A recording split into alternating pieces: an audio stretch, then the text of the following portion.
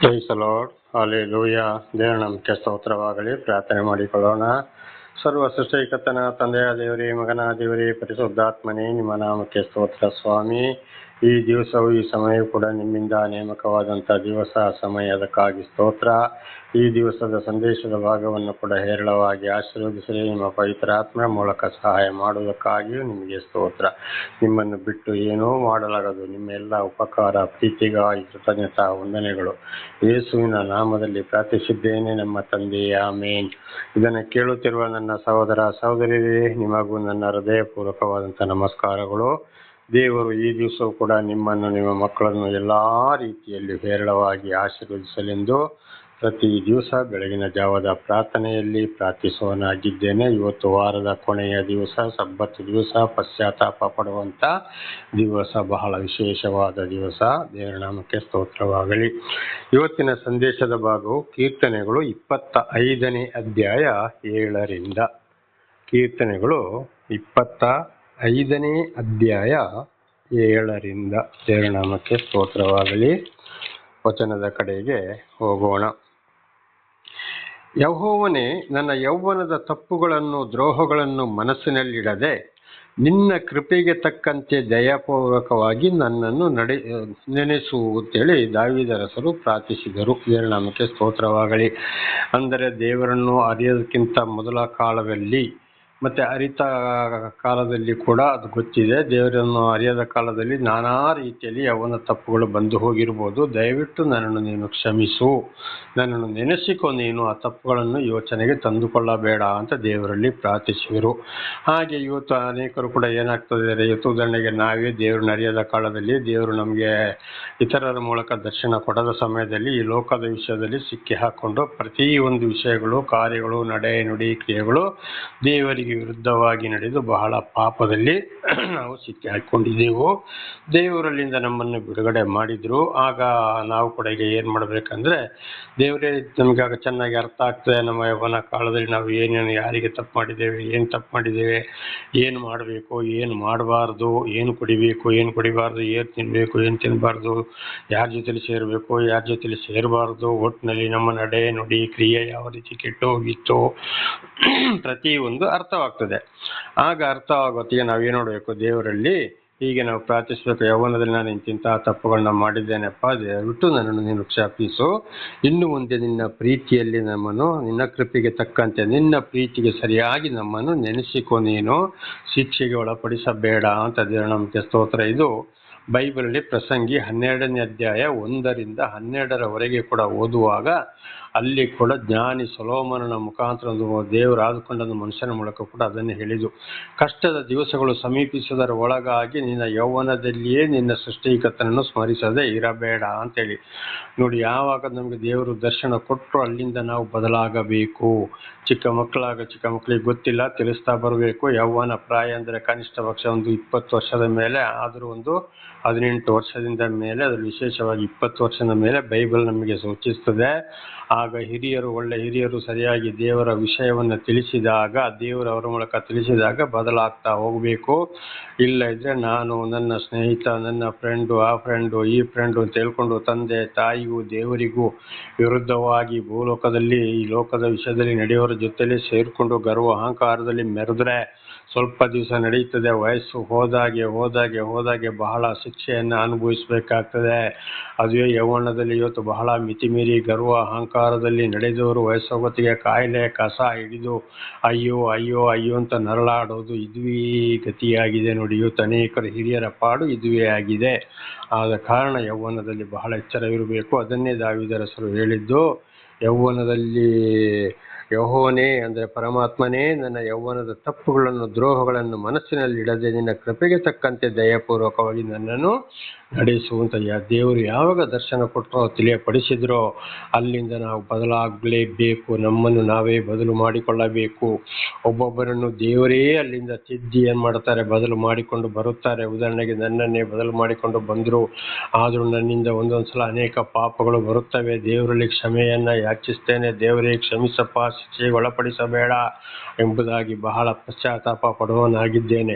ಇನ್ನು ಕೆಲವರನ್ನ ದೇವರು ಏನು ಮಾಡ್ತಾರೆ, ದೇವರು ತಿಳಿಯಪಡಿಸ್ತಾರೆ. ತಿಳಿಸ್ತಾರೆ. ನೋಡಿಯಪ್ಪ ಇದು ತಪ್ಪು ಅಂತೇಳಿ ಇತರರ ಮೂಲಕ, ದೇವರು ಆರಿಸಿಕೊಂಡವರ ಮೂಲಕ ಆವಾಗ ಬದಲಾಗಬೇಕು. ಇದು ದೇವರು ಕೊಡುವಂಥ 2 ಅವಕಾಶಗಳು. ಹಾಗೆ ನಮ್ಮ ಯೌವನದಲ್ಲಿ ಕೂಡ ಬಹಳ ಎಚ್ಚರವಾಗಿರಬೇಕು. ಆಮೇಲೆ ಅಯ್ಯೋ ಅಯ್ಯೋ ಅಯ್ಯೋ ಅಂತ ಹೇಳಿ ಪ್ರಯೋಜನ ಇಲ್ಲ, ಸಮಯ ದಾಟಿ ಹೋಯಿತು. ಅದರಿಂದ ಯೌವನಸ್ಥರು, ಹುಡುಗರು ಹುಡುಗಿಯರು ಬಹಳ ಎಚ್ಚರವಾಗಿರಬೇಕು. 8. ಯೆಹೋವನು ದಯಾಳುವು, ಸತ್ಯ ಸ್ವರೂಪನೂ ಆಗಿದ್ದಾನೆ. ಯೆಹೋವನು ದಯಾಳುವು, ಸತ್ಯ ಸ್ವರೂಪನೂ ಆಗಿದ್ದಾನೆ ಅಂದರೆ ದೇವರಿಗೆ ಪ್ರತಿಯೊಬ್ಬರ ಮೇಲೆ ಕರುಣೆ, ಪ್ರೀತಿ ಇದ್ದೇ ಇದೆ. ಅದಕ್ಕೆ ಇವತ್ತು ನಾನಾ ಬೈಬಲ್ ಇರ್ಬೋದು, ಕುರಾನ್ ಇರ್ಬೋದು, ವೇದಗಳು ಇರ್ಬೋದು, ಮಹಾಭಾರತ ಇರ್ಬೋದು, ಭಗವದ್ಗೀತೆ ಇರ್ಬೋದು, ಇದರ ಮೂಲಕ ದೇವರು ನಾನಾ ರೀತಿಯ ಸರಿಯಾದ ಗ್ರಂಥಗಳ ಮೂಲಕ ದೇವರನ್ನೇ ಸರಿಯಾಗಿ ಆರಿಸಿಕೊಂಡರ ಮೂಲಕ ತಿಳಿಯಪಡಿಸುವವರಾಗಿದ್ದಾರೆ. ದೇವರ ನಾಮಕ್ಕೆ ಸ್ತೋತ್ರವಾಗಲಿ. ಹಾಗೆ ಎಲ್ಲರ ಮೇಲೆ ಪ್ರೀತಿ ಇದೆ. ಆದ್ರೆ ಇದನ್ನು ಕೂಡ ಬಹಳ ಸಲ ನಾವು ನೋಡ್ಕೊಂಡಿದ್ದೇವೆ. ಕೆಲವರನ್ನ ದೇವರು ತಾಯಿ ಗರ್ಭದಿಂದಲೇ ಆರಿಸಿಕೊಳ್ತಾರೆ, ಅವರನ್ನು ದೇವರಿಗೆ ನಡೆಸಿಕೊಂಡು ಬರ್ತಾರೆ. ಇನ್ನು ಕೆಲವರನ್ನು ಪ್ರಾಪಂಚಿಕದಿಂದ ಕರೆಯುತ್ತಾರೆ, ಅವರನ್ನು ಕೂಡ ಮತ್ತೆ ದೇವರೇ ನಡೆಸ್ತಾರೆ. ಇನ್ನು ಕೆಲವರಿಗೆ ತಿಳಿಸ್ತಾ ಹೋಗ್ತಾರೆ. ಅದುವೇ ಇವತ್ತು ಒಂದಲ್ಲ ಒಂದು ರೀತಿಯಲ್ಲಿ ದೇವರ ವಿಷಯ ಇವತ್ತು ಬೈಬಲ್, ಕುರಾನ್, ವೇದಗಳು, ಮಹಾಭಾರತ, ಭಗವದ್ಗೀತೆ ಬಗ್ಗೆ ಇವತ್ತು ಸಂದೇಶ ಹೋಗುವಂಥದ್ದು. ಅದು ಆಗಲ್ಲಿ ತಿಳ್ಕೊಂಡು ದೇವರ ಬಳಿಗೆ ಬಂದರೆ ಆಶೀರ್ವಾದ ಇದೆ. ಇಲ್ಲೇ ಇದ್ದರೆ ಅವರವರ ವಿರುದ್ಧವಾಗಿ ನಡೆಯುವುದಕ್ಕೆ ಅವರವರ ಪ್ರತಿಫಲಗಳಿಗೆ ತಕ್ಕಾದ ಶಿಕ್ಷೆಯನ್ನು ಅವರು ಅನುಭವಿಸಲೇಬೇಕಾಗಿದೆ. ಅದಕ್ಕೆ ಯೆಹೋವನು ದಯಾಳುವು, ಸತ್ಯ ಸ್ವರೂಪನೂ ಆಗಿದ್ದಾನೆ. ದೇವರಲ್ಲಿ ಯಾವಾಗಲೂ ಸುಳ್ಳು, ದಗ, ಮೋಸ, ವಂಚನೆ, ಪೂಜೆ, ಪುಸ್ಕಾರ, ಲಂಚ, ಅಷ್ಟು ದುಡ್ಡು ಇಷ್ಟು ದುಡ್ಡು, ಆ ಪೂಜೆ ಈ ಪೂಜೆ, ಆ ಹೋಮ ಈ ಹೋಮ ಕೊಟ್ಟು ದೇವರನ್ನು ಮೆಚ್ಚಿಸಲಿಕ್ಕೆ ಆಗುವುದೇ ಇಲ್ಲ.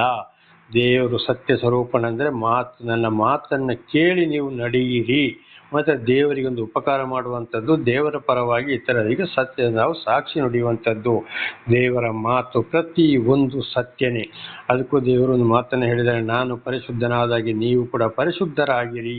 ಅದಕ್ಕೆ ಇವತ್ತು ನಾವು ಪರಿಶುದ್ಧರಾಗಿ ದೇವರ ಬಳಿಗೆ ಸೇರಬೇಕಾದ್ರೆ, ದೇವರ ಪಾದ ಸನ್ನಿಧಿಗೆ ಸೇರಕ್ಕಾಗಿಯೇ ದೇವರು ಇವತ್ತು ದೇವರು ಆರಿಸಿಕೊಂಡವರ ಮುಖಾಂತರ ಸತ್ಯವಾಗಿ ತಿಳಿಸ್ತಾರೆ. ಉದಾಹರಣೆಗೆ ನನಗೆ ಒಂದು 3 ಜನರ ಮೂಲಕ ನೀವು ತಿಳಿಸಿದರು ದೇವರು. ಅದು ಅಲ್ಲದೆ ಈಗ ನನ್ನ ಮೂಲಕ ಈ ಯೂಟ್ಯೂಬಲ್ಲಿ ಕೂಡ 2024ನೇ ಇಸವಿ ಮಾರ್ಚ್ 1ರಿಂದ ಒಂದು ದಿವಸ ಕೂಡ ತಪ್ಪಿ ಹೋಗದಂತೆ ಇಲ್ಲಿವರೆಗೆ ತಿಳಿಸಿಕೊಂಡು ಬರ್ತಲೇ ಇದ್ದಾರೆ. ಇದನ್ನು ಯಾರ್ಯಾರು ಕೇಳ್ತಾರೋ, ಯಾರ್ಯಾರು ದೇವರ ಬಳಿಗೆ ಬರ್ತಾರೋ ನನಗೆ ಗೊತ್ತಿಲ್ಲ, ಅದು ದೇವರಿಗೆ ಗೊತ್ತು. ಆದರೆ ದೇವರು ನಿಮ್ಮ ಮೇಲೆ ಇಟ್ಟಿರುವ ಒಂದು ಪ್ರೀತಿ ಮತ್ತು ನಿಮ್ಮ ಮಕ್ಕಳ ಮೇಲೆ ಇಟ್ಟಿರುವ ಪ್ರೀತಿ, ಆದ್ದರಿಂದ ಎಚ್ಚರಗೊಳ್ಳಬೇಕು. ಅದಕ್ಕೆ ಯೆಹೋವನು ದಯಾಳುವು, ಸತ್ಯ ಸ್ವರೂಪನು ಆಗಿದ್ದಾನೆ ಅಂತ ಹೇಳುವಂಥದ್ದು. ಸರ್ವ ಸೃಷ್ಟಿಕರ್ತನಾದ ದೇವರ ನಾಮಕ್ಕೆ ಸ್ತೋತ್ರವಾಗಲಿ. ಹಲ್ಲೆಲೂಯಾ. ದಾರಿ ತಪ್ಪಿದವರನ್ನು ಬೋಧಿಸಿ ಸನ್ಮಾರ್ಗದಲ್ಲಿ ನಡೆಸುವನು.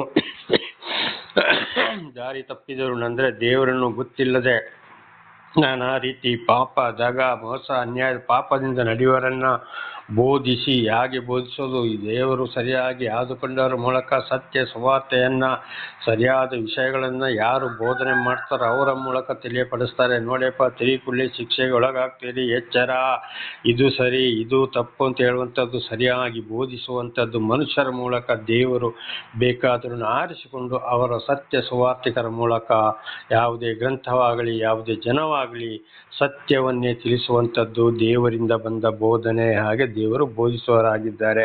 ದಾರಿ ತಪ್ಪಿದವರನ್ನು ಬೋಧಿಸ ಮಾರ್ಗದಲ್ಲಿ ನಡೆಸುವವನು. ನೋಡಿ, ಪ್ರತಿಯೊಬ್ಬರ ಮೇಲೆ ದೇವರಿಗೆ ಪ್ರೀತಿ ಇದೆ. ಆದರೆ ಕೆಲವರನ್ನಾಗಲೇ ಹೇಳಿದಾಗೆ ತಾಯಿ ಗರ್ಭದಿಂದಲೇ ಆರಿಸಿಕೊಳ್ತಾರೆ, ಅವರನ್ನು ದೇವರೇ ನಡೆಸ್ತಾರೆ. ಇನ್ನು ಕೆಲವರನ್ನು ಪ್ರಾಪಂಚಿಕದಿಂದ ನಡೆಸ್ತಾರೆ, ಅವರನ್ನು ಕೂಡ ದೇವರೇ ನಡೆಸ್ತಾರೆ. ಒಂದು ವೇಳೆ ಅವರು ತಪ್ಪಿ ಹೋದರಲ್ಲಿ ಶಿಕ್ಷೆ ಬಂದೇ ಬರ್ತದೆ. 3ನೇದಾಗಿ ಎಲ್ಲರಿಗೂ ತಿಳಿಯಪಡಿಸ್ತಾರೆ. ಆಗ ಕೇಳಿ ಬದಲಾದರೆ ದೇವರಿಂದ ಆಶೀರ್ವಾದ ಇದೆ. ಇಲ್ಲ ಇದ್ರೆ ಎಷ್ಟೇ ಪ್ರಾರ್ಥನೆ ಮಾಡಿದ್ರು, ದಾನ ಧರ್ಮ ಮಾಡಿದ್ರು, ಏನೇ ಪೂಜೆ ಪುಸ್ಕಾರ, ಆ ಹೋಮ ಈ ಹೋಮ, ಅದು ಇದು, ಎಷ್ಟೇ ಲಕ್ಷ ಕೋಟಿ ಎಷ್ಟು ಕೋಟಿ ಖರ್ಚು ಮಾಡಿ ದೇವಸ್ಥಾನ ಕಟ್ಟಿದ್ರು ಏನು ಪ್ರಯೋಜನ ಇಲ್ಲ. ದೇವರಿಗೆ ದೇವಸ್ಥಾನ, ಪೂಜೆ ಪುಸ್ಕಾರ, ಹೋಮ, ಬಲಿ, ಪ್ರಾಣಿ ಬಲಿ, ಪಕ್ಷಿ, ಯಾವುದೇ ತೆಂಗಿನಕಾಯಿ, ಬಾಳೆಹಣ್ಣು, ಊದುಗಡ್ಡಿ, ಕರ್ಪೂರ, ಸಾಂಬ್ರಾಣಿ, ಪಂಚಾಮೃತ, ಕಬ್ಬು, ಯಾವುದೇ ಬಟ್ಟೆ, ಯಾವುದೇ ಎಳ್ನೀರು ಏನು ಬೇಕಾಗಿಲ್ಲ. ಇದೆಲ್ಲ ನಮ್ಮ ಭಾರತ ದೇಶ ದೇಶದಲ್ಲಿ ಒಂದು ವರ್ಗದ ಜನಗಳನ್ನ ವಂಚಿಸಿ ನಾಶ ಮಾಡ್ತಾ ಇರುವುದಾಗಿದೆ. ಅವರೇ ಇವತ್ತು ಭಾರತ ದೇಶವನ್ನು ಮೂಢನಂಬಿಕೆಗೆ ತಳ್ಳಿದವರಾಗಿದ್ದಾರೆ. ಅದು ಏನೇ ಇರಲಿ, ಆದರೆ ಸರಿಯಾಗಿ ದೇವರ ವಾಕ್ಯಕ್ಕೆ ಯಾರು ವಿಧೇಯರಾಗ್ತಾರೋ ಅವರಿಗೆ ಆಶೀರ್ವಾದ. ಹಾಗೆ ಪ್ರತಿಯೊಬ್ಬರಿಗೂ ಇವತ್ತು ದೇವರ ವಿಷಯ ತಲುಪ್ತಾ ಇದೆ. ದೇವರ ನಾಮಕ್ಕೆ ಸ್ತೋತ್ರವಾಗಲಿ. 9ನೇ ವಚನ, ಆತನು ದೀನರನ್ನು ತನ್ನ ವಿಧಿಗನುಸಾರವಾಗಿ ನಡೆಸುವನು, ಅವರಿಗೆ ತನ್ನ ಮಾರ್ಗವನ್ನು ತೋರಿಸುವನು. ನೋಡಿ, ದೀನರು ಅಂದ್ರೆ ಯಾರು? ಬಹಳ ಬಡ ಬಗ್ಗರು, ಕೂಲಿ ಮಾಡೋರು, ಜಾತಿ ಮತ ಭಿನ್ನ ಭೇದ ಮಾಡ್ತಾರೆ. ಇವತ್ತು ಒಂದೇ ಜಾತಿಯವರೇ ಇರ್ಬೋದು ಅಥವಾ ಸ್ವಂತ ಕುಟುಂಬ ಸಂಸಾರದವರೇ ಇರ್ಬೋದು. ಅವರಲ್ಲಿ ಬಡವರು ಕೂಲಿ ಮಾಡೋರನ್ನ ಐಶ್ವರ್ಯವಂತರು ಏನ್ ಮಾಡ್ತಾರೆ, ತನ್ನ ಒಂದೇ ಕುಟುಂಬ ಸಂಸಾರ ಬಂಧು ಬಳಗ ಆದ್ರೂ ಕೂಡ ಅವರು ಕೂಲಿಯವರು ಅಂತೇಳಿ ಒಂದು ಕಡೆಗೆ ತಳ್ಳಿ ಬಿಡ್ತಾರೆ. ಒಂದು ಕಾಲದಲ್ಲಿ ನನ್ನ ತಾಯಿ ಕೂಡ ನನ್ನನ್ನು ಕರ್ಕೊಂಡು ಬಹಳ ವರ್ಷಗಳ ಹಿಂದೆ, ಅಂದ್ರೆ ನನಗೆ ಒಂದು 15-16 ವರ್ಷದಿಂದ ಒಂದು 20-22 ವರ್ಷದವರೆಗೆ ನನ್ನಲ್ಲಿ ಕೂಡ ನಡೆದಿದ್ವಿ. ಸ್ವಂತ ಜಾತಿಸ್ತರೇ ಬಂದು ಬೆಳಗದವರೇ. ಹಿಂದೆ ನಾನು ಕೂಡ ಹೇಳಿದ್ದೇನೆ, ನನ್ನ ತಾಯಿಯ ಸೋದರ ಮಾವನೇ ಅವರು ಸ್ವಲ್ಪ ಐಶ್ವರ್ಯವಂತರು. ಆಗ ನಾನು ಮತ್ತು ತಾಯಿ ಏನು ಇಲ್ಲದವರು. ತಾಯಿ ಒಂದು ಕಡೆ, ನಾನು ಇವರ ಮನೆಯಲ್ಲಿ ನನ್ನನ್ನು ಮಲಗಕ್ಕೆ ಬರೀ ಒಂದು ಚಾಪೆ, ಒಂದು ತೆಲ್ಲಗೆ ಬೆಳೆಸಿಟ್ಟು ಮಳೆಗೆ ಒಂದು ಗೋಣಿ ಚೀಲ ಹಾಕೊಂಡು ಅವರ ದನಗಳನ್ನು ಕಾಯಬೇಕಾಯ್ತು. ಅವರ ಮನೆಯಲ್ಲಿ ನಾನು ಕೆಲಸ ಮಾಡಬೇಕಾಯ್ತು. ಆ ರೀತಿ ಮಾಡಿದ್ರನ್ನ ಹಿಂದೆ ಸಾಕ್ಷಿ ಕೊಟ್ಟಿದ್ದೇನೆ. ಇಂಥವರಾಗಿದ್ದರೆ ದೀನರು. ಇನ್ನು ಕೆಲವರಲ್ಲಿ ಏನ್ ಮಾಡ್ತಾರೆ, ಜಾತಿ ಮತ ಭೇದಗಳನ್ನ ತರ್ತಾರೆ. ಅವ್ರಂಥವ್ರು ಇವ್ರಂಥವ್ರು, ಅವ್ರು ಅಲ್ಲೇ ಇರಬೇಕು, ಒಳಗಡೆ ಬರಬಾರ್ದು, ಹಾಗೆ ಹೀಗೆ ಅಂತಾರೆ. ಅದು ನಿಜವೇ. ಯಾಕೆಂದ್ರೆ ಒಬ್ಬೊಬ್ಬರು ಬಹಳ ಗಲೀಜಿರ್ತಾರೆ. ಮೈ ಕೈ ಸರಿ ಇರೋದಿಲ್ಲ, ಬಟ್ಟೆಗಳು ಸರಿ ಇರೋದಿಲ್ಲ, ಆಮೇಲೆ ಮನೆ ಒಳಗಡೆ ಕೂಡ ಸರಿ ಇರೋದಿಲ್ಲ. ಬಹಳ ಗಲೀಜು ಜನಗಳು ಇರ್ತಾರೆ. ಆದ್ರೆ ಮುಖ್ಯವಾಗಿ ಬಡ ಬಗ್ಗರು ಒಳ್ಳೆ ರೀತಿಯಲ್ಲಿ ಇರುವಾಗ ಈ ಐಶ್ವರ್ಯವಂತರು ಯಾರನ್ನ ತಳ್ಳಿ ಬಿಡ್ತಾರೋ ಅಂಥವರಿಗೆ ಏನ್ ಮಾಡ್ತಾರೆ ಅಂದ್ರೆ, ವಿಧಿಗನುಸಾರವಾಗಿ ನಡೆಸುವನು. ಅವರನ್ನು ಖಂಡಿತ ಹೇಗೆ ನಡೆಸಬೇಕು, ಯಾರ ಮುಖಾಂತರ ತಿಳಿಸ್ಬೇಕು ಅಂಥವ್ರನ್ನು ಕೂಡ ದೇವರು ಅವರನ್ನು ಆಶೀರ್ವಾದ ಮಾಡ್ತಾ ಇದ್ದಾರೆ. ಅವರಲ್ಲಿಗೆ ದೇವರು ಆರಿಸಿಕೊಂಡವರನ್ನು ಕಳಿಸ್ತಾರೆ, ದೇವರ ವಾಕ್ಯಗಳನ್ನ ತಿಳಿಸ್ತಾರೆ. ಇವತ್ತು ಈಗ ನನ್ನ ಮುಖಾಂತರ ಕೂಡ ಯೂಟ್ಯೂಬ್ ಚಾನೆಲ್ ಜೀವದ ಬೆಳಕು ಎಂಬ ಯೂಟ್ಯೂಬ್ ಚಾನೆಲ್ ಮೂಲಕ ನಿಮ್ಮನ್ನು ಕೂಡ ಎಚ್ಚರಿಸ್ತಾ ಇದ್ದಾರೆ. ಇದನ್ನು ದೇವರು ನಿಮ್ಮನ್ನು ಎಚ್ಚರಿಸ್ತಾ ಇರುವುದಾಗಿದೆ. ಅದು ಕೂಡ ಒಂದು ದೇವರ ಕಾರ್ಯವೇ. ಅವರಿಗೆ ತಕ್ಕ ಮಾರ್ಗವನ್ನ ತೋರಿಸುವನು. ನೋಡಿ, ಆಗ ಏನ್ ಮಾಡ್ತಾರೆ, ಅಂಥವರ ಮುಖಾಂತರ, ದೇವರು ಆರಿಸಿಕೊಂಡವರ ಮುಖಾಂತರ ತನ್ನ ಮಾರ್ಗ, ನಾನು ಇಂಥವನು, ಇನ್ನು ಮುಂದೆ ಇಲ್ಲಿವರೆಗೆ ಮಾಡಿದ್ದೀನಿ ಸಾಕು, ಇನ್ನು ಮುಂದೆ ಈ ರೀತಿಯಲ್ಲಿ ಜೀವಿಸಿ ಅಂತೇಳಿ ದೇವರು ಸುವಾರ್ತೆಯನ್ನು ತಲುಪಿಸುವವರಾಗಿದ್ದಾರೆ. ಅದುವೇ ಇವತ್ತು ಬಡ ಬಗ್ಗರನ್ನ ದೇವರು ಒಬ್ಬೊಬ್ಬರನ್ನ ಆರಿಸಿಕೊಂಡಿದ್ದಾಗಲೇ ನಾನು ಹೇಳಿದಾಗಂತ ಹೀನ ಸ್ಥಿತಿಗೆ, ಹಾಕಲಿಕ್ಕೆ ಬಟ್ಟೆ ಇಲ್ಲದವನು ಎಂಥ ಪರಿಸ್ಥಿತಿಯಲ್ಲಿ ಬಂದಾಗ ಏನು ಗತಿಲ್ಲದೆ ನಿರ್ಗತವನು ಆಗಿದ್ದಂತ ನನ್ನನ್ನು ಕೂಡ ಕಡೆಗಾಣಿಸಿದ್ರು.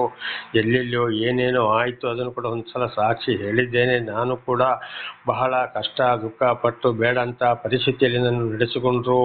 ಆದರೆ ಇವತ್ತು ದೇವರು ನನ್ನ ದೊಡ್ಡ ಸಾಕ್ಷಿಯನ್ನಾಗಿ ಬೋಧಕನಿಗೆ ಎಲ್ಲವನ್ನ ಕೊಟ್ಟು ನಡೆಸ್ತಾ ಇದ್ದಾರೆ. ದೇವರ ನಾಮಕ್ಕೆ ಸ್ತೋತ್ರಗಳು. ದೇವರ ಮಾರ್ಗವನ್ನು ನಡೆಸ್ತಾ ಇದ್ದಾರೆ. ಅದಕ್ಕೆ ಹೇಳಿದ್ದು, ಕೆಲವರನ್ನ ದೇವರು ತಾಯಿ ಗರ್ಭದಿಂದಲೇ ಆರಿಸಿಕೊಳ್ತಾರೆ, ಕೆಲವರನ್ನು ಪ್ರಾಪಂಚಿಕ ಕಡೆಯಿಂದ ನಡೆಸ್ತಾ ಇದ್ದಾರೆ. ಅಂಥವರನ್ನು ದೇವರು ಪ್ರೀತಿ ಇಟ್ಟು, ನನಗೆ ಇಂಥವ್ರು ಬೇಕು, ಇವರು ನನಗೆ ಸಾಕ್ಷಿಗಳಾಗಿ ಜೀವಿಸಬೇಕು ಅಂತ ಯಾರನ್ನು ಮೊದಲು ಆಯ್ಕೆ ಮಾಡ್ಕೊಂಡ್ರೋ ಅವರನ್ನು ದೇವರೇ ಎಲ್ಲ ಕಷ್ಟ ಸಂಕಟ ದುಃಖಗಳಿಂದ ಬಿಡುಗಡೆ ಮಾಡಿ, ಅವರ ಹಿರಿಯರ ಮೂಲಕ ಅವರ ಮೂಲಕ ಬಂದು ಹೋದ ಪಾಪಗಳಿಂದ ಬಿಡುಗಡೆ ಮಾಡಿ ವಿಶೇಷವಾದ ಜ್ಞಾನವನ್ನು ಕೊಟ್ಟು ನಡೆಸ್ತಾರೆ. ಇನ್ನು ಕೆಲವರನ್ನು ಏನು ಮಾಡ್ತಾರೆ, ತಿಳಿಯಪಡಿಸ್ತಾರೆ. ಅದುವೇ ಆಗಲೇ ಹೇಳಿದಾಗೆ ತಿಳಿಯಪಡಿಸುವಂಥದ್ದು. ಅವರು ನಿಜವಾಗಿ ಅರ್ಥ ಮಾಡಿಕೊಂಡು ಕೇಳಿ ದೇವರ ಬಳಿಗೆ ಬಂದರೆ ಬರ್ಬೋದು, ಬಿಟ್ಟರೆ ಬಿರ್ಬೋದು. ಆದರೆ ನೀನು ಬಂದೇ ಬಾ, ನನಗೆ ಬೇಕೇ ಬೇಕು ಅಂತ ಹೇಳುವಂಥ ದೇವರ ಒಂದು ಪ್ರೀತಿ ಇಲ್ಲ. ಬಂದರೆ ಆಶೀರ್ವಾದ, ಇಲ್ಲದ ಹೋದರೆ ಅನೇಕ ಕಷ್ಟ ಸಂಕಟ ದುಃಖಗಳನ್ನು ಈ ಯೌವನದಲ್ಲಿ ಮಾತುಗಳನ್ನು ಕೇಳದಿರುವಾಗ ಮತ್ತೆ ಬರುವಂಥ ಕಷ್ಟ ಸಂಕಟ ದುಃಖಗಳು. ಆದರೆ ದೇವರು ಬೇಕಾದವರನ್ನು ತಕ್ಕ ಮಾರ್ಗದಲ್ಲಿ ದೀನರನ್ನು ನಡೆಸುತ್ತಾರೆ. ಅದೇ ಇವತ್ತು ಒಬ್ಬೊಬ್ಬರಿಗೆ ಬಹಳ ಬಡ ಬಗ್ಗರು, ಏನು ಗೊತ್ತಿಲ್ಲದ ಜ್ಞಾನ ಇಲ್ಲದವರಿಗೆ ವಿಶೇಷವಾಗಿ ಅವರು ಸಾಕ್ಷಿಯಾಗಿ ಉಪದೇಶಕನನ್ನಾಗಿ ದೇವರು ನಡೆಸುವಂಥದ್ದು. ಇದು ನಾವು ಬೈಬಲಲ್ಲಿ ಕೂಡ ಕಾಣಬಹುದು. ಉದಾಹರಣೆಗೆ ದಾವೀದರ ಸರಿ ಕುರಿ ಕಾಯುವವರು ಅವರನ್ನು ಹೇಗೆ ಆರಿಸಿಕೊಂಡ್ರು ನೋಡಿ. ಅಬ್ರಹಾಮನನ್ನು ಹೇಗೆ ಕರೆದ್ರು. ಅನೇಕ ಪ್ರವಾದಿ ಸಾಕ್ಷಿಗಳನ್ನ, ಏನು ಇಲ್ಲದವರು ಹಾದಿ ತಪ್ಪಿ ಹೋದವರೇ ಅವರನ್ನ ದೇವರು ಪ್ರವಾದಿಗಳನ್ನಾಗಿ ಸಾಕ್ಷಿಯನ್ನಾಗಿ ಮಾರ್ಪಡಿಸಿದ್ರು. ದೇವರ ನಾಮಕ್ಕೆ ಸ್ತೋತ್ರ. ಹೊಸ ಒಡಂಬಡಿಕೆಯಲ್ಲಿ ನೋಡುವಾಗ ಅಪೊಸ್ತಲರಾದ ಪೌಲರು ಯಾವ ಪರಿಸ್ಥಿತಿಯಲ್ಲಿ ಇದ್ದರು, ಅವರನ್ನ ಕರೆದು ದೊಡ್ಡ ಸಾಕ್ಷಿಯನ್ನಾಗಿ ಮಾರ್ಪಡಿಸಿದ್ರು. ಇದುವೇ ಇವತ್ತು ಆತನು ದೀನರನ್ನು ತನ್ನ ವಿಧಿಗನುಸಾರವಾಗಿ ನಡೆಸುವನು, ಅವರಿಗೆ ತನ್ನ ಮಾರ್ಗವನ್ನು ತೋರಿಸುವನು. ಇದುವೇ ದೇವರ ಪ್ರೀತಿ. ಸಾಯಲದ ಯಾರೂ ದೇವರ ಬಳಿಗೆ ಸಾಧ್ಯವಿಲ್ಲ, ದೇವರ ಸಾಕ್ಷಿಯಾಗಲು ಸಾಧ್ಯವಿಲ್ಲ, ಆಶೀರ್ವಾದ ಹೊಂದಲು ಕೂಡ ಸಾಧ್ಯವಿಲ್ಲ. ಇಂಥವರು ಮತ್ತೆ ಮುಂದೆ ದೇವರೊಂದಿಗೆ ಬಹಳ ಸಂಪರ್ಕದಲ್ಲಿ ಜೀವಿಸಬೇಕಾಗಿದೆ. ದೇವರನ್ನು ಎಂದಿಗೂ ತಳ್ಳಿ ಬಿಡಬಾರದು, ದೇವರೊಂದಿಗೆ ಸಂಪರ್ಕವನ್ನು ಇಟ್ಟುಕೊಳ್ಳಬೇಕು. ದೇವರ ನಾಮಕ್ಕೆ ಸ್ತೋತ್ರ. 10ನೇ ವಚನ. ಯೆಹೋವನ ವಿಧಿ ನಿಬಂಧನೆಗಳನ್ನು ಕೈಗೊಂಡು ನಡೆಯುವವರಿಗೆ ಆತನ ಎಲ್ಲ ಮಾರ್ಗಗಳು ಕೃಪೆಯೂ ಸತ್ಯತೆಯೂ ಉಳ್ಳವು. ದೇವರು ತಿಳಿಯಪಡಿಸಿದ ಮೇಲೆ ಎಲ್ಲ ವಾಕ್ಯಗಳಿಗೆ ವಿಧೇಯರಾಗಿ ನಡೆಯುವವರಿಗೆ ಆತನ ಎಲ್ಲ ಮಾರ್ಗಗಳು ಕೃಪೆಯೂ ಸತ್ಯತೆಯೂ ಉಳ್ಳವು. ದೇವರು ಅವರಿಗೆ ಏನೇನು ಕೊಡಬೇಕು, ಏನೇನು ಮಾತಾಡಬೇಕು, ಎಂಥ ಜ್ಞಾನವನ್ನು ಕೊಡಬೇಕು, ಎಷ್ಟು ಅವರಿಗೆ ಐಶ್ವರ್ಯ ಕೊಡಬೇಕು, ಪ್ರತಿಯೊಂದು ಮೊದಲೇ ತೀರ್ಮಾನ ಮಾಡಿದ್ದಾರೆ. ಅಂಥದನ್ನು ದೇವರು ಆರಿಸಿಕೊಂಡವರ ಮುಖಾಂತರ ತಿಳಿಸಿದಾಗ ಯಾರ್ಯಾರು ದೇವರ ಬಳಿಗೆ ಬರ್ತಾರೋ ಅಂಥವರಿಗೆ ದೇವರು ಎಲ್ಲ ರೀತಿಯಲ್ಲಿ ವಿಶೇಷವಾದ ಜ್ಞಾನ, ಬುದ್ಧಿ, ಐಶ್ವರ್ಯ, ವಿದ್ಯೆ, ಬುದ್ಧಿ ಎಲ್ಲವನ್ನ ಕೊಟ್ಟು ದೇವರು ಆಶೀರ್ವದಿಸುವವರಾಗಿದ್ದಾರೆ. ಒಂದು ವೇಳೆ ಆಗಲಿ ಹೇಳಿದಾಗೆ ದಾವೀದರಸರು ಪ್ರಾರ್ಥಿಸಿದ ಹೇಳಿದಾಗೆ ಯೌವನದಲ್ಲಿ ಮಾಡಿದ ತಪ್ಪುಗಳನ್ನ ಕ್ಷಮಿಸಪ್ಪ, ನಿನ್ನ ಪ್ರೀತಿಯಲ್ಲಿ ನಡೆಸುವಂತಹ ನಾವು ಪ್ರಾರ್ಥಿಸಿ ಲೋಕದ ವಿಷಯಗಳನ್ನ ಬಿಟ್ಟು ಜೀವಿಸಿದರೆ ಮಾತ್ರ ಮತ್ತೆ ಪುನಃ ನಮ್ಮ ಗರ್ವ ಅಹಂಕಾರದಲ್ಲಿ ಹೋಗುವುದಾದರೆ ದೇವರಿಂದ ಏನು ಸಿಕ್ಕುವುದೇ ಇಲ್ಲ. ದೇವರ ಮಾತಿಗೆ ವಿಧೇಯರಾಗಿ ಯಾರು ಜೀವಿಸ್ತಾರೋ ಎಲ್ಲ ಆಶೀರ್ವಾದವನ್ನ ದೇವರು ಕೊಟ್ಟು ಅವರನ್ನು ದೇವರು ಉನ್ನತ ಸ್ಥಿತಿಗೆ ಏರಿಸುತ್ತಾರೆ. ಇದಕ್ಕೆ ನಾನೇ ಅನೇಕ ಪ್ರವಾದಿಗಳು ಹಾಗೆ ಇವತ್ತು ಏನು ಇಲ್ಲದವರು, ಬಹಳ ಕಷ್ಟ, ಸಂಕಟ, ದುಃಖದಲ್ಲಿದ್ದವರು ಕೂಡ ಇವತ್ತು ಒಳ್ಳೆಯದಾಗೋದು, ಆಶೀರ್ವಾದ ಹೊಂದುವಂಥದ್ದು, ಸಾಕ್ಷಿಯಾಗುವಂಥದ್ದು, ಉನ್ನತ ಸ್ಥಿತಿಗೆ ಬರುವಂಥದ್ದು ಇದು ದೇವರ ಕೃಪೆ. ನೋಡಿ ನೋಡಿ ದೇವರು ಅವರನ್ನ ಮೇಲಕ್ಕೆ ಎತ್ತುವವರಾಗಿದ್ದಾರೆ. ಹಲ್ಲೆಲೂಯಾ. ಈಗ 11ನೇ ವಚನ. ಯೆಹೋವನೇ, ನನ್ನ ಪಾಪವು ಬಹು ಘೋರವಾಗಿದೆ, ಆದರೂ ನನ್ನ ಹೆಸರಿನ ನಿಮಿತ್ತ ಅದನ್ನು ಕ್ಷಮಿಸು. ನೋಡಿ, ದಾವೀದರಸರು ಮತ್ತು ಅಲ್ಲಿ ಹೇಳ್ತಾ ಇದ್ದಾರೆ, ನನ್ನ ಪಾಪಗಳು ಬಹಳ ದೊಡ್ಡ ಪಾಪವಾಗಿದೆಪ್ಪ, ಆದ್ರಿಂದ ಏನಾಗಿದೆ, ನಿನ್ನ ಹೆಸರಿನ ನಿಮಿತ್ತ ಅದನ್ನು ನನ್ನನ್ನು ಕ್ಷಮಿಸು. ಏನು ಮಹಾಪಾಪ. ಉದಾಹರಣೆಗೆ ಗೋಳಿಯಾತನನ್ನು ಕೊಲೆ ಮಾಡಿಸಿದ್ರು, ರುಂಡವನ್ನು ಕತ್ತರಿಸಿದ್ರು, ಆ ರುಂಡವನ್ನು ತಗೊಂಡು ಜೆರುಸಲೇಮಿಗೆ ಹೋದ. ಅದು ಆಗಿದ್ದು ಕೂಡ ದೇವರ ಕಾರ್ಯವೇ. ಆದರೆ ಕೊಲೆ ಮಾಡಬಾರದು, ನರಹತ್ಯೆ ಮಾಡಬಾರದು ಎಂಬುದಾಗಿ ದೇವರು ಹೇಳಿದ್ದಾರೆ. ಇದೆಲ್ಲವನ್ನು ದಾವೀದರ ತಗೊಂಡು ಅಯ್ಯೋ ನಾನು ಈ ರೀತಿ ಮಾಡಿಬಿಟ್ನಲ್ಲಪ್ಪ ಎಂಬುದಾಗಿ ದಾವೀದರಸರಲ್ಲಿ ಪಶ್ಚಾತ್ತಾಪ ಪಡ್ತಾ ಇದ್ದಾರೆ. ಅದು ಆಗಿದ್ದು ಯಾರಿಂದ? ದೇವರಿಂದಲೇ ಆ ಕಾರ್ಯ ಆಯಿತು. ಆದರೂ ಆಗ ಕಡೆಗೆ ದಾವೀದರಸರು ಏನು ಯೋಚನೆ ಮಾಡ್ತಾರೆ, ಅಯ್ಯೋ ನಾನು ಕೊಲೆ ಮಾಡಿದ್ನಲ್ಲಪ್ಪ, ನಾನು ತಪ್ಪು ಮಾಡಿದ್ನಲ್ಲ. ಹಾಗೆ ಇವತ್ತು ನಮ್ಮ ದೇವರು ವಿಧಿಗನುಸಾರವಾಗಿ ನಮ್ಮ ಮೂಲಕ ಒಂದೊಂದು ಕೆಲಸವು ನಡೆಯುವಾಗ ಆಗ ಏನಾಗ್ತದೆ, ಅಲ್ಲಿ ನಾವು ಕೂಡ ಅಯ್ಯೋ ತಪ್ಪಾಯ್ತಲ್ಲ, ಇದು ದೇವರ ಪ್ರೀತಿಯೋ ಏನು ನಮಗೆ ಗೊತ್ತಿಲ್ಲಲ್ಲಪ್ಪ ಅಂತೇಳಿ. ಆದರೂ ನಾವು ಏನು ಮಾಡಬೇಕಲ್ಲಿ? ಪಶ್ಚಾತ್ತಾಪ ಪಡಲೇಬೇಕಾಗಿದೆ. ಉದಾಹರಣೆಗೆ ದಾವೀದರಸರು ಹಾಗೆ ಅರಸನಾದ ಮೇಲೆ ಕೂಡ ಅಲ್ಲಿ ಮಹಡಿ ಮೇಲೆ ಅವ್ರು ನಿಂತು ನೋಡಿದಾಗ ಅಲ್ಲಿ ನೋಡಿದಾಗ ಒಂದು ಸ್ತ್ರೀ ಸ್ನಾನ ಮಾಡ್ತಾ ಇದ್ಲು. ಸೈನಿಕರನ್ನ ಕಳಿಸಿ ಕರ್ಕೊಬಂದು ಅವಳ ಗಂಡನನ್ನ ಕೊಲೆ ಮಾಡಿಸಿ ಅವನ ಹೆಂಡತಿಯನ್ನಾಗಿ ಇಟ್ಟುಕೊಂಡ. ಅಲ್ಲಿಂದ ಮಗು ಹುಟ್ಟಿತು. ವ್ಯಭಿಚಾರದಿಂದಾಗಿ ಆ ಮಗುವಿಗೆ ಇದು ಶರೀರ ಸರಿ ಇಲ್ಲದಿರುವಾಗ, ಅಂದರೆ ಕಾಯಿಲೆ ಬಂದಾಗ 7 ದಿವಸ ಉಪವಾಸ ಪ್ರಾರ್ಥನೆ ಮಾಡಿದರೂ ಕೂಡ ಮಗು ಸತ್ಯ ಹೋಯಿತು. ಇದೆಲ್ಲವನ್ನ ತಿಳ್ಕೊಂಡು ಕಡೆಗೆ ದಾವೀದರಸರಿಗೆ ಒಂದು ಯೋಚನೆ ಆಯಿತು, ಅಯ್ಯೋ ನಾನು ತಪ್ಪು ಮಾಡಿಬಿಟ್ನಲ್ಲಪ್ಪ, ಈ ರೀತಿ ಮಾಡಬಾರ್ದಾಗಿತ್ತು, ಅದಕ್ಕೆ ನನ್ನ ಮಗು ಕೂಡ ಸಿಕ್ಕಲಿಲ್ಲ, ಸತ್ತು ಹೋಯಿತು ಅಂತೇಳಿ ದೇವರಲ್ಲಿ ಪಶ್ಚಾತ್ತಾಪವನ್ನು ಪಟ್ಟರು. ಆದರೂ ಏನು, ಅದುವೇ ಕೀರ್ತನೆ 51, ಪಶ್ಚಾತ್ತಾಪದ ಪ್ರಾರ್ಥನೆ, ದೇವರೇ ಪ್ರಾರ್ಥಿಸಿದಂಥದ್ದು. ಆದರೆ ದೇವರ ದರ್ಶನವನ್ನು ಪಡೆದು ಎಲ್ಲವನ್ನ ತಿಳ್ಕೊಂಡು ಅಲ್ಲಿ ಪಾಪ ಮಾಡಿದ. ಆದ್ದರಿಂದಲೇ ದಾವೀದರಸರು ಸತ್ತು ಸಮಾಧಿ ಮಾಡಿದಾಗ ಅವರ ಶವ ಮಣ್ಣೊಳಗೆ ಕೊಳೆತು ಹೋಯಿತು ಎಂಬುದಾಗಿ ಕೀರ್ತನೆಗಳಲ್ಲಿ, ಅಪೊಸ್ತಲರ ಕೃತ್ಯಗಳಲ್ಲಿ ಕೂಡ ನಾವು ಓದ್ತಾ ಇದ್ದೇವೆ. ಅವರು ಪರಿಶುದ್ಧರಾಗಿ ಸತ್ತಿದ್ದರೆ ಅವರ ಶವ ಮಣ್ಣೊಳಗೆ ಕೊಳೆಯುತ್ತಿರಲಿಲ್ಲ. ಉದಾಹರಣೆಗೆ ಯೇಸುಸ್ವಾಮಿ 3 ದಿವಸ ಮಣ್ಣೊಳಗಡೆ ಇದ್ರು, ಶವ ಕೊಳೆಯಿತಾ? ಖಂಡಿತವಾಗಿ ಕೊಳೆಯಲಿಲ್ಲ. ಆಮೇಲೆ ಮತ್ತೆ 22ನೇ ಅಧ್ಯಾಯದಲ್ಲಿ ಕೂಡ ನೋಡುವಾಗ ಯೇಸುಸ್ವಾಮಿ ಶಿಲುಬೆ ಮೇಲೆ ತೂಗಾಡಿಕೊಂಡು ಪ್ರಾಣ ಬಿಟ್ಟಾಗ ಕಲ್ವಾರಿ ಬೆಟ್ಟದ ಇಡಿಯಲ್ಲಿ ಭೂಮಿ ಅದರಿತು, ಬಂಡೆಗಳು ಸೀಳಿದವು. ಅಲ್ಲಿ ಪರಿಶುದ್ಧರಾಗಿ ಸತ್ತವರ ಶವಗಳು ಮೇಲೆ ಬಂದು ಜೆರುಸಲೇಮಿನಲ್ಲಿ ತಿರುಗಾಡಿದರು ಎಂಬುದಾಗಿ ನಾವು ಓದುತ್ತೇವೆ. ಹಾಗೆ ಪರಿಶುದ್ಧರಾಗಿ ಸತ್ತವರ ಶವ ಕೊಳೆಯುವುದಿಲ್ಲ. ಎಷ್ಟೇ ವರ್ಷ ಆದರೂ ಅದು ದೇವರು ನ್ಯಾಯ ತೀರ್ಪಿಗಾಗಿ ಬರುವಾಗ ಶವಗಳು ಹಂಗೆ ಮೇಲೆ ಏಳುತ್ತವೆ. ಇಲ್ಲಿ ದಾವೀದರಸರ ಹೆಣವು ಕೊಳೆತು ಹೋಯಿತು. ಕಾರಣ ಅಲ್ಲಿ ಸಂಪೂರ್ಣವಾಗಿ ಎಲ್ಲವನ್ನು ಅರಿತುಕೊಂಡು ದಾವಿದರಸರು ತಪ್ಪು ಮಾಡಿದರು. ಒಂದು. ಎರಡನೇ ಇನ್ನೊಂದು ವಿಚಾರ ಏನಪ್ಪ ಅಂದರೆ, ಕೆಲವರನ್ನ ದೇವರು ಆರಿಸಿಕೊಂಡು ಕೆಲವೊಂದು ಸೇವೆಗಾಗಿ ದೇವರು ಆರಿಸಿಕೊಳ್ತಾರೆ. ಅಂತಂಥವರ ಮುಖಾಂತರ ಅಂದರೆ ಇತರರಿಗೆ ಸಾಕ್ಷಿಗಳಾಗಲು, ಅಂದರೆ ಅವರ ಪಾಪ ಅಲ್ಲಿ ಬಿಡುಗಡೆ ಆಗುವುದಿಲ್ಲ. ಒಂದು. ಎರಡನೇ, ಅವರ ಮನಸ್ಸು ದೇವರ ಕಡೆಗೆ ತಿರುಗಿರೋದಿಲ್ಲ. ಆದ್ದರಿಂದ ದಾವಿದರಸರ ಶವ ಅಲ್ಲಿ ಕೊಳೆತು ಹೋಗಲು ಆಯಿತು. ಅದಿರಲಿ. ಅದನ್ನೇ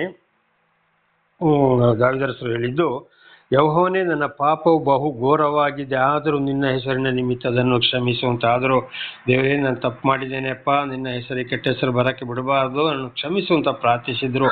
ಹಾಗೆ ಇವತ್ತು ನಾವು ಕೂಡ ನಮಗೆ ದರ್ಶನ ಕೊಟ್ಟಿದ್ದಾರೆ, ಕೊಡ್ತಲೇ ಇದ್ದಾರೆ, ಪಾಪಗಳಿಂದ ಬಿಡುಗಡೆ ಮಾಡಿ ನಮ್ಮನ್ನು ನಡೆಸ್ತಾ ಇದ್ದಾರೆ. ಮತ್ತು ಒಂದೊಂದು ವೇಳೆ ತಪ್ಪು ಬಂದು ಹೋದರೂ ಕೂಡ ಸೈತಾನೋ ಪೇತ್ರನ ಹೇಳ್ತಾನೆ, ಅರ್ಜಿಸುವ ಸಿಂಹದಂತೆ ಯಾರನ್ನ ಏನು ಮಾಡುವ ನುಂಗುವಾಗಿ ಪ್ರಯತ್ನ ಮಾಡ್ತಾ ಇದ್ದಾನೆ, ಪಾಪಕ್ಕೆ ತಗೊಂಡು ಹೋಗ್ತಾ ಇದ್ದಾನೆ ಇತರರ ಮೂಲಕವೋ. ಆಗಲಿ ಪಾಪಗಳು ನಡೆದು ಹೋಗಬಹುದು.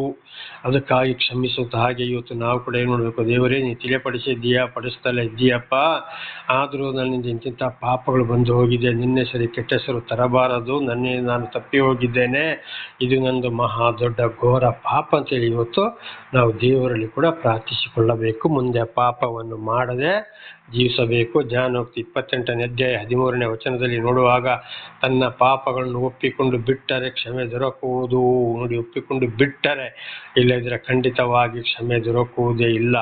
ಯೋಹಾನ 6ನೇ ಅಧ್ಯಾಯ 37ನೇ ವಚನದಲ್ಲಿ ಯೇಸು ಸ್ವಾಮಿ ಒಂದು ಮಾತನ್ನು ಹೇಳಿದ್ದಾರೆ, ತನ್ನ ಬಳಿಗೆ ಬಂದವರನ್ನು ನಾನು ಎಂದಿಗೂ ತಳ್ಳಿ ಬಿಡುವುದಿಲ್ಲ ಎಂಬುದಾಗಿ. ಕೀರ್ತನೆಯಲ್ಲಿ ಕೂಡ ಅದನ್ನೇ ಬರೆಯಲ್ಪಟ್ಟಿದೆ. ಯಾರು ಪಶ್ಚಾತ್ತಾಪ ಪಟ್ಟು ದೇವರ ಬಳಿಗೆ ಬರ್ತಾರೋ ಅಂಥವರ ಮೇಲೆ ದೇವರಿಗೆ ಬಹಳ ಪ್ರೀತಿ ಅಂತೇಳಿ. ಆದರೆ ಪಶ್ಚಾತ್ತಾಪ ಪಟ್ಟು ಮತ್ತು ಪಾಪ ಮಾಡ್ತಾ ಹೋದರೆ ಖಂಡಿತವಾಗಿಯೂ ಏನೇ ಆದರೂ ದೇವರಿಂದ ಆಶೀರ್ವಾದ ಹೊಂದಲು ಸಾಧ್ಯವಿಲ್ಲ. ದೇವರ ನಾಮಕ್ಕೆ ಸ್ತೋತ್ರವಾಗಲಿ. 12ನೇ ವಚನ 25:12. ಯಾವನು ಯೆಹೋವನಲ್ಲಿ ಭಯಭಕ್ತಿ ಉಳ್ಳವನೋ ಅವನಿಗೆ ಉಚಿತವಾದ ಮಾರ್ಗವನ್ನು ಆತನು ಬೋಧಿಸುವನು. ಅಂದರೆ ಸರ್ವ ಸೃಷ್ಟಿಗತ ಭಗವಂತ ಪರಮಾತ್ಮನಲ್ಲಿ ತಿಳಿಯಪಡಿಸಿದಾಗ ಭಯ ಭಕ್ತಿಯಿಂದ ದೇವರ ವಾಕ್ಯಕ್ಕೆ ವಿಧೇಯರಾಗಿ ಯಾರು ದೇವರನ್ನು ಹಿಂಬಾಲಿಸಿ ಹೋಗ್ತಾರೋ ಅವನಿಗೆ ಉಚಿತವಾದ ಮಾರ್ಗವನ್ನು ಆತನು ಬೋಧಿಸುವನು. ನೋಡಿ, ದೇವರ ಆಶೀರ್ವಾದ ಬೋಧನೆಗೆ ಯಾವುದೇ ದುಡ್ಡು ಕೊಡಬೇಕಾಗಿಲ್ಲ. ಅದೇನು ವ್ಯಾಪಾರದ ವಸ್ತು ಅಲ್ಲ. ಉದಾಹರಣೆಗೆ ದೇವರು ಆರಿಸಿಕೊಂಡವರ ಮುಖಾಂತರ ತಿಳಿಯಪಡಿಸುವಂಥದ್ದು. ಅದಕ್ಕೆ ಯಾವುದೇ ದುಡ್ಡು, ಪೂಜೆ, ಪುರಸ್ಕಾರ ಮಾಡಬೇಕಾಗಿಲ್ಲ. ಒಂದೊಂದು ಕಡೆಗೆ ನಾವು ನೋಡ್ತೇವೆ, ಆ ಪೂಜೆಗೆ ಇಷ್ಟು ₹1,000, ಈ ಪೂಜೆಗೆ ಇಷ್ಟು ₹1,000, ಒಂದು ಹಣ್ಣು ಕಾಯಿ ತೆಂಗಿನಕಾಯಿ ಹೊಡಿಯೋಕ್ಕೆ ಇಷ್ಟು, ಅವರಿಗಿಷ್ಟು ಕಾಣಿಕೆ, ಇವರಿಗಿಷ್ಟು ಕಾಣಿಕೆ. ಕೆಲವೊಂದೊಂದು ಕಡೆ ಬಹಳ ಟೂರ್ ಹೋಗ್ತಾರೆ, ಬಹಳ ದೊಡ್ಡ ಒಂದು ಪುಣ್ಯಕ್ಷೇತ್ರ ಅಂತ ತಿಳ್ಕೊಂಡು ಅಲ್ಲಿ ಹೋಗಿ ಒಂದು ಮನುಷ್ಯ ನಾನಾ ಥರದ ವೇಷ ಹಾಕೊಂಡು ಕೂತಿರ್ತಾನೆ.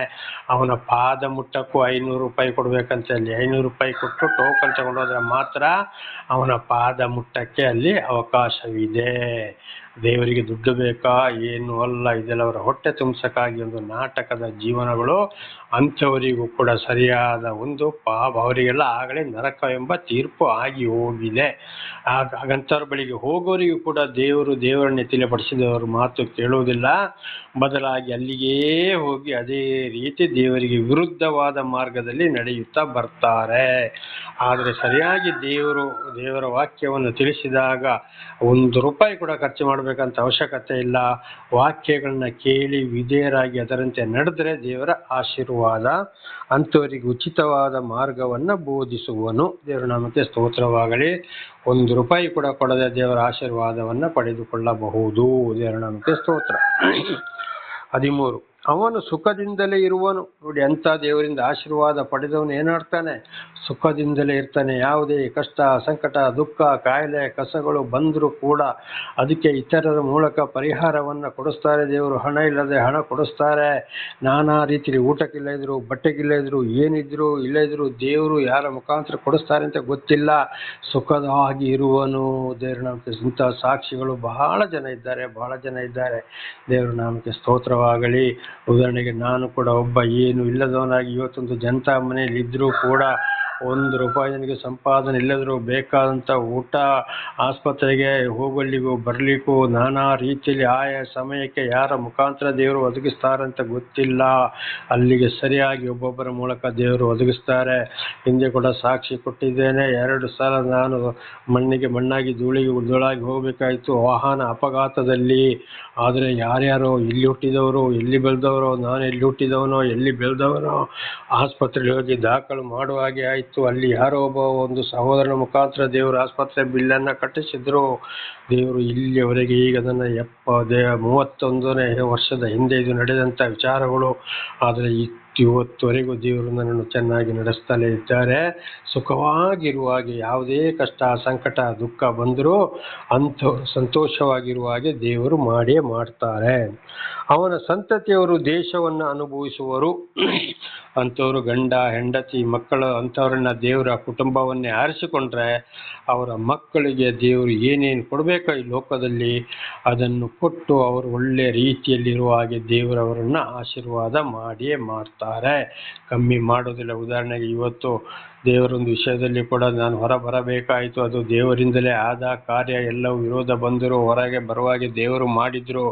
ಆದರೆ ಇವತ್ತು ನನ್ನ 2 ಹೆಣ್ಣು ಮಕ್ಕಳನ್ನು ಕೂಡ ದೇವರು ಬಹಳ ಚೆನ್ನಾಗಿಟ್ಟಿದ್ದಾರೆ. ಬೇಕಾಗಿದ್ದನ್ನು ಕೊಟ್ಟಿದ್ದಾರೆ. ನಾನಾ ರೀತಿಯಲ್ಲಿ ಕೊಡುತ್ತಲೇ ಇದ್ದಾರೆ.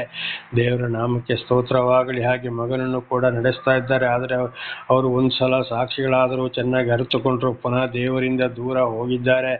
ಆದರೂ ನನ್ನ ಒಂದು ಪ್ರಾರ್ಥನೆಯಲ್ಲಿ ದೇವರು ನನ್ನನ್ನು ಆರಿಸಿಕೊಂಡ ಮುಖಾಂತರ ಇವತ್ತು ಅವರ ವಿಷಯಗಳು ಆಗಾಗಲೇ ಕೇಳಿ ಬರ್ತಲೇ ಇದೆ. ಬಹಳ ಚೆನ್ನಾಗಿದ್ದಾರೆ. ಇಂತಿಂಥವ್ರು ಇಂತಿಂತಲ್ಲೇ ಇದ್ದಾರೆ, ಹೀಗಿದ್ದಾರೆ.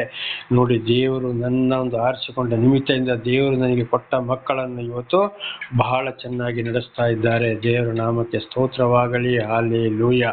ಇದುವೇ ಆಶೀರ್ವಾದ. ದೇವರು ಆದುಕೊಂಡವರಿಗೆ ಇದುವೇ ಆಶೀರ್ವಾದ. ದೇವರೊಂದಿಗೆ ಸರಿಯಾಗಿ ದೇವರನ್ನು ಹಿಂಬಾಲಿಸಿ ಹೋದಲ್ಲಿ ಕೂಡ ಇಂಥ ಆಶೀರ್ವಾದ. 14 ಯೆಹೋವನು ತನ್ನ ಸದ್ಭಕ್ತರಿಗೆ ಆಪ್ತ ಮಿತ್ರನಂತಿರುವನು. ನೋಡಿ, ದೇವರು ಏನು ಮಾಡಿದ, ಸರ್ವ ಸೃಷ್ಟಿಗತನ ದೇವರು ತನ್ನ ಸ್ನೇಹಿತನಾಗಿರ್ತಾರಂತೆ. ದೇವರು ಯಾರನ್ನ ಆದುಕೊಳ್ತಾರೋ, ಯಾರನ್ನ ನಡೆಸ್ತಾರೋ, ಯಾರು ಅವ್ರ ದೇವರ ಹಿಂದೆ ಓಡ್ತಾರೋ ತನ್ನ ಸ್ನೇಹಿತರಾಗಿ, ಅಂದರೆ ಪ್ರಾಣಕ್ಕೆ ಪ್ರಾಣ ಕೊಡುವ ಸ್ನೇಹಿತರು. ಇವತ್ತು ಕೆಲವು ಸ್ನೇಹಿತರು ಅವ್ರು ಲಾಭ ಸಿಕ್ಕುವಾಗ ಮಾತ್ರ ಇರ್ತಾರೆ. ಏನಾದರೂ ದುಡ್ಡು ಹಣ ಕಾಸು ತಿನ್ನಕ್ಕೆ ಲಾಭ ಸಿಕ್ಕಿದ್ರೆ. ಆದರೆ ನೋಡಿ, ಸರ್ವ ಸೃಷ್ಟಿಕರ್ತನಾದಂಥ ದೇವರೇ ಅಗ್ನಿಸ್ತಂಭ, ಮೇಘಸ್ತಂಭ, ವಾಣಿ, ಶಬ್ದ ಅಂತ ಆಕಾಶ, ಸೂರ್ಯ, ಚಂದ್ರ, ನಕ್ಷತ್ರ, ಗುಡುಗು, ಮಳೆ, ಭೂಮಿಯ ಮೇಲೆ ಇರುವಂಥದ್ದು, ಭೂಮಿಯ ಕೆಳಗೆ ಇರುವಂಥದ್ದು, ಆದಿಯು ಅಂತ್ಯವು ಸರ್ವನಾಶ ಮಾಡುವಂಥ ದೇವರೇ ಆಗಿದ್ದಾರೆ. ಅಗ್ನಿಸ್ತಂಭ ಬೆಂಕಿಯ ರೂಪವಾಗಿದ್ದಾರೆ. ಅಂಥ ದೇವರೇ ಇವತ್ತು ದೇವರು ಯಾರನ್ನು ನಡೆಸ್ತಾರೋ, ಯಾರನ್ನು ಆದುಕೊಳ್ತಾರೋ ಅವರಿಗೆ ತನ್ನ ಸ್ನೇಹಿತನಾಗಿ ಇರ್ತಾರೆ. ಎಂಥ ಒಂದು ಪ್ರೀತಿ ನೋಡಿ ದೇವರದ್ದು. ಅದೇ ವಿಗ್ರಹಗಳು, ದೇವಮಾನವರು, ಜ್ಯೋತಿಷ, ಮಾಯಮಂತ್ರ ಮಾಡೋರು ಈ ರೀತಿಯಲ್ಲಿ ಇರ್ತಾರ. ತನ್ನ ಜನಗಳಿಗೆ ಒಂದೊಂದು ಪೂಜೆಗೆ ಆಗಲೇ ಹೇಳಿದಾಗೆ, ಬಹಳ ಸಲ ಹೇಳಿದಾಗ, ಈ ಪೂಜೆಗೆ ಇಷ್ಟು, ಈ ಪೂಜೆಗಳಿಗಿಷ್ಟು, ಈ ಪೂಜೆಗಳಿಗಿಷ್ಟು ಅಂತ ಹೇಳ್ಕೊಂಡು ಪಾದ ಮುಟ್ಟಕ್ಕೆ ₹500 ನಾನಾ ರೀತಿಯಲ್ಲಿ ದುಡ್ಡು ವಸೂಲು ಮಾಡಿ ಇವರು ಖಂಡಿತವಾಗಿ ಮಾನವರಾಗಿದ್ದಾರಾ? ಇವರನ್ನು ದೇವರಿಗೆ ಕೊಡೋ ಸ್ಥಾನ ಇವರಿಗೆ ಕೊಡಬೇಕಾ? ಕೊಡಲೇಬಾರದು.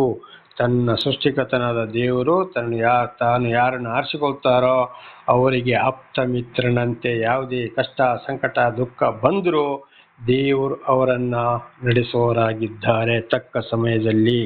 ದೇವರ ನಾಮಕ್ಕೆ ಸ್ತೋತ್ರವಾಗಲಿ. ಹಲ್ಲೆಲೂಯಾ. ಅವರಿಗೆ ತನ್ನ ಒಡಂಬಡಿಕೆಯ ಅನುಭವವನ್ನು ದಯಪಾಲಿಸುವನು. ನೋಡಿ, ಅಂಥವರಿಗೆ ವಿಶೇಷವಾದ ಜ್ಞಾನವನ್ನು ಕೊಟ್ಟು ತನ್ನ ಒಡಂಬಡಿಕೆ, ನೀನು ನನ್ನೊಂದಿಗೆ ಜೀವಿಸಿದರೆ ನಾನು ಹೀಗೆ ನೀನು ಜೀವಿಸ್ತೇನಪ್ಪ, ನಾನು ಇಂಥದಕ್ಕೆ ನಿನ್ನನ್ನು ಆರಿಸಿಕೊಂಡಿದ್ದೇನೆ, ನೀನು ಈ ಮಾರ್ಗದಲ್ಲಿ ನೀನು ನಡಿ, ಎಂದಿಗೂ ನಿನ್ನನ್ನು ನಾನು ಕೈ ಬಿಡುವುದಿಲ್ಲ ಅಂತ ಅಂಥವರಿಗೆ ಮಾತ್ರ ದೇವರು ಒಡಂಬಡಿಕೆಯನ್ನು ಮಾಡಿಕೊಳ್ತಾರೆ. ಅಂಥವ್ರನ್ನು ಮಾತ್ರ ದೇವರು ಏನು ಮಾಡ್ತಾರೆ, ಎಲ್ಲ ರೀತಿಯಲ್ಲಿಯೂ ಆಶೀರ್ವಾದ ಮಾಡಿ ಅವರನ್ನು ದೇವರೇ ನಡೆಸುವವರಾಗಿದ್ದಾರೆ. ಎಲ್ಲರೊಂದಿಗೂ ದೇವರು ಒಡಂಬಡಿಕೆ ಮಾಡಿಕೊಳ್ಳುವುದಿಲ್ಲ. ದೇವರು ಯಾರನ್ನು ಆದುಕೊಳ್ತಾರೋ, ಯಾರ ಮೇಲೆ ಪ್ರೀತಿ ಇಡ್ತಾರೋ, ಯಾರನ್ನು ಅನೇಕ ಪಾಪಗಳಿಂದ ಬಿಡುಗಡೆ ಮಾಡಿ ದೇವರ ಸಾಕ್ಷಿಯನ್ನಾಗಿ ಬೋಧಕನನ್ನಾಗಿ ಮಾಡ್ತಾರೋ ಅಂಥವರೊಂದಿಗೆ ಮಾತ್ರ ಒಡಂಬಡಿಕೆಯನ್ನು ಮಾಡಿಕೊಳ್ತಾರೆ.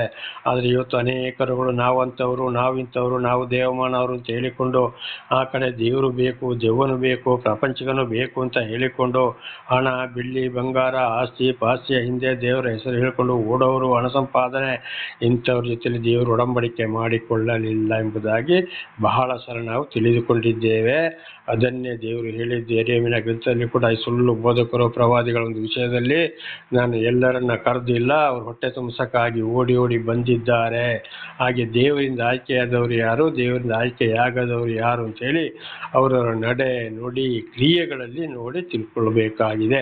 ಇದು ಧರ್ಮೋಪದೇಶಕಾಂಡದಲ್ಲಿ ಮೋಶ ಕೂಡ ಇಸ್ರಾಯೇಲರಿಗೆ ಹೇಳಿದ್ದದೇ, ಎಲ್ಲರನ್ನು ನಂಬಕ್ಕೆ ಹೋಗಬೇಡಿ, ಇವರು ದೇವರಿಂದ ಆಯ್ಕೆಯಾಗಿದ್ದಾರಾ ಎಂಬುದನ್ನು ಪರೀಕ್ಷಿಸಿ ನೋಡಿರಿ ಎಂಬುದಾಗಿ ಇದನ್ನೇ ಹೇಳಿದಂಥವರೊಂದಿಗೆ ಮಾತ್ರ ಒಡಂಬಡಿಕೆ. ಅದಕ್ಕೆ ಯೆರೆಮೀಯ 31:31ರಿಂದ 34, ಇಬ್ರಿಯ 8:8ರಿಂದ 12ರವರೆಗೆ ಓದುವಾಗ, ನಾನು ಕಡೆ ಸಮಯದಲ್ಲಿ ಅವರೊಂದಿಗೆ ಒಂದು ಒಡಂಬಡಿಕೆಯನ್ನ ಮಾಡಿಕೊಳ್ಳುವೆನು, ಅವರಿಗಿನ್ನು ಯಾರು ಬೋಧಿಸಬೇಕಾಗಿಲ್ಲ, ಅವರ ಹೃದಯ ಎಂಬ ಹಲಗೆಯಲ್ಲಿ ನನ್ನ ಆಜ್ಞೆಗಳನ್ನು ಬರೆಯುವೆನು ಅಂತೇಳಿ. ಅಂತ ದೇವರಿಂದ ಆಯ್ಕೆಯಾದವರ ಹೃದಯದಲ್ಲಿ ಅವರು ಪ್ರತಿ ಒಂದು ವಿಷಯಕ್ಕೂ ವಾಕ್ಯಗಳನ್ನೇ ಮಾತನಾಡ್ತಾರೆ, ವಾಕ್ಯಗಳನ್ನೇ ವಿಷಯದಲ್ಲಿ ಎಚ್ಚರಿಸ್ತಾರೆ, ವಾಕ್ಯಗಳನ್ನೇ ಧ್ಯಾನ ಮಾಡ್ತಾರೆ. ಅವರಿಗೆ ಯಾರು ಹೇಳಿಕೊಡ್ಬೇಕಾಗಿಲ್ಲ, ಅವರು ಯಾರ ಮಾತನ್ನು ಕೇಳಬೇಕಾಗಿಲ್ಲ, ದೇವರ ಮಾತನ್ನ ಮೀರಿ ನಡೆಯುವುದು ಕೂಡ ಇಲ್ಲ. ಇದರಲ್ಲಿ ಪ್ರತಿಯೊಂದು ವಿಷಯದಲ್ಲಿ ಅವರ ಬಾಯಲ್ಲಿ ದೇವರ ವಾಕ್ಯವೇ ಬರುತ್ತದೆ, ಖಂಡಿತ ಮಾತಾಡ್ತಾರೆ. ಧರ್ಮೋಪದೇಶಕಾಂಡ 30ನೇ ಅಧ್ಯಾಯದಲ್ಲಿ ಮೋಶ ಇಸ್ರಾಯೇಲರಿಗೆ, ನಿಮಗೆ ಜೀವ ಬೇಕಾ, ಮರಣ ಬೇಕಾ, ಶಾಪ ಬೇಕಾ, ಆಶೀರ್ವಾದ ಬೇಕಾ, ನಿಜವಾಗಿ ಆಶೀರ್ವಾದವನ್ನೇ ಹೊಂದಿಕೊಳ್ಳಿರಿ, ಜೀವವನ್ನೇ ಹೊಂದಿಕೊಳ್ಳಿರಿ ಎಂಬುದಾಗಿ ಮೋಶ ಇಸ್ರಾಯೇಲರೊಂದಿಗೆ ಇಸ್ರಾಯೇಲರಿಗೆ ಮಾತನ್ನು ತಿಳಿಸಿದ. ಹಾಗೆ ಇವತ್ತು ಏನು ಮಾಡ್ತಾರೆ, ದೇವರಿಂದ ಆಯ್ಕೆಗೊಂಡವರ ಹೃದಯದಲ್ಲಿ ಯಾವಾಗಲೂ ಅವರ ಬಾಯಿಯಲ್ಲಿ ಅದೇ ಮಾತುಗಳು ಇರ್ತದೆ, ಖಂಡಿತ ಬೆಂಕಿ ಚೂರಾಗಿ ಮಾತನಾಡ್ತಾರೆ. ಇದಾಗಿದೆ ದೇವರ ಒಡಂಬಡಿಕೆ. ಅಂಥವರೊಂದಿಗೆ ಮಾತ್ರ ದೇವರ ಒಡಂಬಡಿಕೆ ಇರ್ತದೆ ಹೊರತು ಈ ಕಡೆ ದೇವರು ಬೇಕು, ದೆವ್ವ ಬೇಕು, ಪ್ರಪಂಚವನ್ನು ಬೇಕು, ದೇವರು ಬೇಕು ಅಂತೇಳಿ ಹೋಗೋರೊಂದಿಗೆ ಒಡಂಬಡಿಕೆ ಇಲ್ಲ. ಅವರವರ ಜೀವನಕ್ಕಾಗಿ, ಹಣ ಸಂಪಾದನೆಗಾಗಿ ಅವರು ಏನು ಮಾಡ್ತಾರೆ, ನಾವು ಇಂಥವ್ರು ಅಂತ ಹೇಳಿಕೊಂಡು ನಾನಾ ರೀತಿಯಲ್ಲಿ ಇವತ್ತು ನಾನಾ ಗ್ರಂಥಗಳಲ್ಲಿ ನಾವು ದೇವಮಾನವರು ಅಂತ ಹೇಳಿಕೊಂಡು ಜನಗಳನ್ನು ವಂಚಿಸುವವರಾಗಿದ್ದಾರೆ. ಇದರ ಬಗ್ಗೆ ಬಹಳ ಎಚ್ಚರ. ದೇವರು ಯಾರೊಂದಿಗೆ ಒಡಂಬಡಿಕೆಯನ್ನು ಮಾಡಿಕೊಂಡಿದ್ದಾರೋ ಅವರೊಂದಿಗೆ ಮಾತ್ರ ಅಂಥವರನ್ನು ನಾವು ಕಂಡುಹಿಡಿಯಬೇಕಾಗಿದೆ, ಅಂಥವರ ಒಂದು ಸಂಪರ್ಕದಲ್ಲಿ ಇರಬೇಕಾಗಿದೆ. ದೇವರ ನಾಮಕ್ಕೆ ಸ್ತೋತ್ರವಾಗಲಿ. ಹಲ್ಲೆಲೂಯಾ. ಹಾಗೆ ಅವರಿಗೆ ತನ್ನ ಒಡಂಬಡಿಕೆ ಅನುಭವವನ್ನು ದಯಪಾಲಿಸುವನು, ತನ್ನ ಸ್ನೇಹಿತನಾಗಿಯೂ ಇರುತ್ತಾರೆ. ದೇವರಾದುಕೊಂಡವರೊಂದಿಗೆ, ದೇವರನ್ನು ಹಿಂಬಾಲಿಸುವವರೊಂದಿಗೆ. ಇದು ನಾಳೆಗೂ ಮುಂದುವರಿಯುತ್ತದೆ. ಪ್ರಾರ್ಥನೆ ಮಾಡಿಕೊಳ್ಳೋಣ. ಸರ್ವ ಸೃಷ್ಟಿಕರ್ತನ ತಂದೆಯಾದ ದೇವರೇ, ಮಗನಾದ ದೇವರೇ, ಪರಿಶುದ್ಧಾತ್ಮನೇ, ನಿಮ್ಮ ನಾಮಕ್ಕೆ ಸ್ತೋತ್ರ ಸ್ವಾಮಿ. ಇವತ್ತಿನ ಈ ಒಂದು ಸಂದೇಶವನ್ನು ನನ್ನ ಸಹೋದರ ಸಹೋದರಿಗೆ ನೀವು ತಿಳಿಸಿದ್ದೀರಿ. ಅವರು ಏನಾದರೂ ತಪ್ಪಿ ಹೋಗಿದ್ದರೆ ಅವರನ್ನು ಕ್ಷಮಿಸಿರಿ. ನಿಮ್ಮ ಪ್ರೀತಿ ಸಹಾಯ ಇಲ್ಲದೆ ಪಾಪ ಪರಿಹಾರದಿಂದ ಬಿಡುಗಡೆ ಆಗಲು ಸಾಧ್ಯವಿಲ್ಲ ಸ್ವಾಮಿ, ಆಶೀರ್ವಾದ ಹೊಂದಲು ಸಾಧ್ಯವಿಲ್ಲ. ಅದು ನಿಮ್ಮ ವಾಕ್ಯಕ್ಕೆ ವಿಧೇಯರಾಗಿ ಜೀವಿಸಿ ನಿಮ್ಮಿಂದ ಆಶೀರ್ವಾದವನ್ನು ಹೊಂದಿ ಅವರ ಮಕ್ಕಳನ್ನು ಅದೇ ಮಾರ್ಗದಲ್ಲಿ ನಡೆಸಿ ಇತರರಿಗೆ ಸಾಕ್ಷಿಗಳಾಗುವಂತೆ ಮಾರ್ಪಡಿಸಿರಿ. ನಿಮ್ಮ ಪವಿತ್ರ ಆತ್ಮರ ಮೂಲಕ ಅವರನ್ನು ನಡೆಸಿರಿ. ಹಾಗೆ ಮಾಡುವುದಕ್ಕಾಗಿ ಸ್ತೋತ್ರ. ಯೇಸುವಿನ ನಾಮದಲ್ಲಿ ಪ್ರಾರ್ಥಿಸಿದ್ದೇನೆ ನಮ್ಮ ತಂದೆಯೇ, ಆಮೇನ್. ಇದನ್ನು ಕೇಳುತ್ತಿರುವ ನನ್ನ ಸಹೋದರ ಸಹೋದರಿ, ನಿಮಗೂ ನನ್ನ ಹೃದಯಪೂರ್ವಕವಾದಂಥ ಧನ್ಯವಾದಗಳು. ದೇವರು ನಿಮ್ಮನ್ನು, ನಿಮ್ಮ ಮಕ್ಕಳನ್ನು ಎಲ್ಲರನ್ನು ಹೇರಳವಾಗಿ ಆಶೀರ್ವದಿಸಲಿ.